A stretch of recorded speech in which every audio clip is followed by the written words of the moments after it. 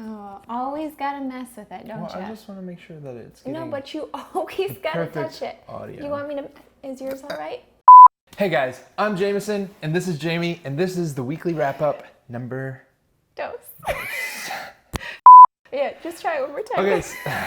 Try it one more time, not so amped up. Hey guys, I'm Jameson, and this is Jamie, and this is the weekly wrap-up number... Dose. Dose. We're going dose.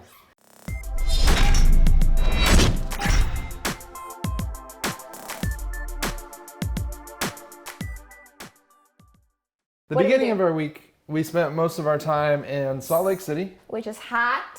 Very hot. And It was... just We're kind of awfully used hot. to... It was a different heat than we're accustomed to. We're more used to the Humid, thick, humid, awful muggy heat. But this is like worse. A dry heat, I feel like, is a little bit like your lungs are burning. Like you're in an oven.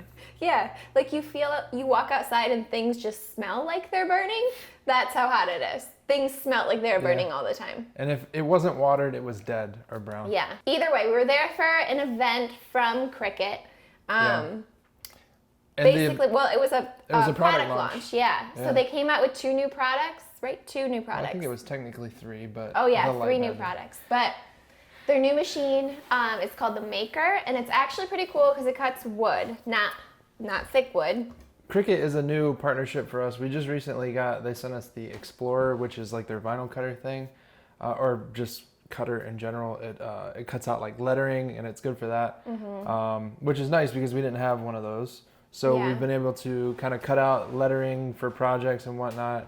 But the Maker that they just recently launched is it has the ability to cut like up to 3/32 inch wood veneer. For the price point, I think the price point they retail at $400. Yeah, I think it was 400. So for $400, you can cut out this really intricate wood veneer patterns, or like if you wanted to inlays, like faux inlays, I guess, with a veneer. Yeah. And the other cool thing is that there's no like kerf. Whereas if you were to cut it out with a laser, it's actually removing material. Whereas this cutter, it uses a sharp blade, so there's no.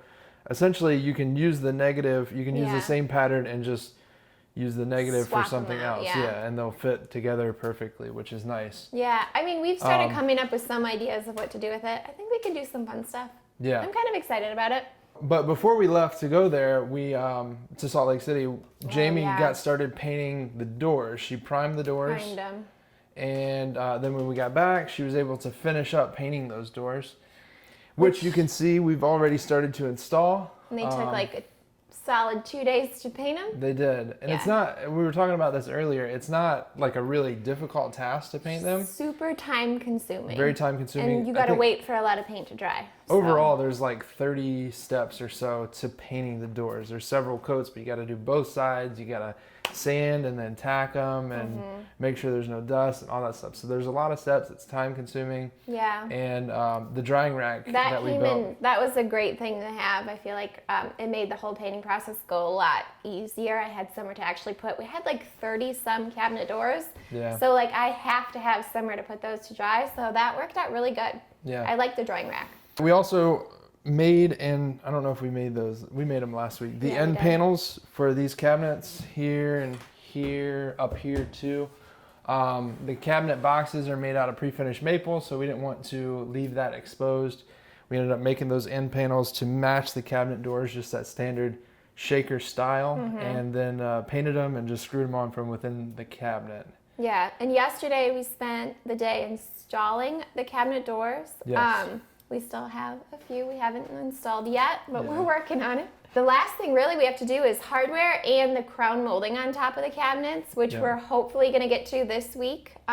Really, that's the last big thing we have to do in the house before we can list it. Well, then I've got to remake the Yeah, doors for the vanity, Let's just not name paint off all the those. other little things. We've 'cause gotta that do- makes it seem harder. the the closet inserts yeah. things. So there's still a So few things, but there's a hopefully few we things. can get it done. Yeah, but so for the crown, as you can see, there's no tile behind the cabinets or up above the cabinets. The crown is actually going to be an L shape that goes almost up to the ceiling and then we're going to attach the crown molding to that. So that's going to hide all of that, and it's going to make these cabinets look really tall. But nevertheless, look it good. is coming along. The house, that is. We've Yeah. just got a few more things to do in here, and then this room will be done, and then just kind of touching Little up stuff. everywhere else. But after yesterday, after we left the house, we went over to the property, and my dad brought his Bobcat over there, and they played on that for a little while last night. Took down Yeah. a bunch of trees. It's looking good. Yeah, We that have thing is big sweet. burn piles that need to Yeah. happen soon. Bonfires in our future. We had to clear out a tree for the barn, clear out a tree for the house, and then remove some low brush. Yep. That is where the septic system is going to go. But we got most of that removed, and we've got a Yeah. couple of big burn piles that we need to do. We also need to scrape the lot. We're gonna Where the- level the where the lot barn is for gonna where the go. barn. So we've got to prepare for those guys to come in and install the barn Which should in be the next soon. month or Yeah, I so. think it's in the next month that they will come to install the pole barn. So Yeah. So we're Yeah. gonna have that lot all ready for those guys, and I don't think that'll take too much more work with Bobcat. But they're just having fun on it. They're going to be out there for like 2 days, and I'm going to be missing a lot of trees. I feel like that's okay. I'm fine with it. beyond the property and everything, I mean, like we said, we've got a few other things to A couple to do in upcoming here. projects. Oh yeah, we've got the One Craig one board Tool. challenge, right? Yeah, Craig Tool Company just came out with some cool circular saw guides. One is just an update to their existing rip cut, and then they also come out with the AccuCut, I think it's called. That's what it's called. It's like a track saw attachment kind of thing that you set your circular saw on. If you're not familiar with a track saw, look it up. It's pretty amazing.